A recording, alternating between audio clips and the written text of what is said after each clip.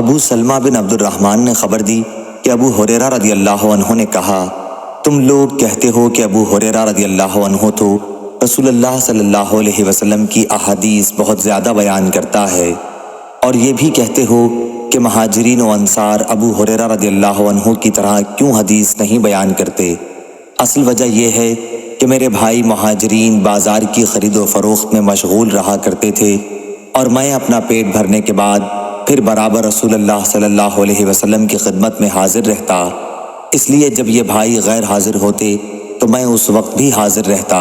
اور میں وہ باتیں آپ صلی اللہ علیہ وسلم سے سن کر یاد کر لیتا جس سے ان حضرات کو اپنے کاروبار کی مشغولیت کی وجہ سے یا تو سننے کا موقع نہیں ملتا تھا یا وہ بھول جایا کرتے تھے۔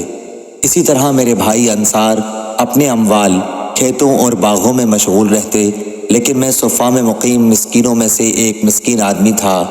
جب یہ حضرات انصار بھولتے تو میں اسے یاد رکھتا۔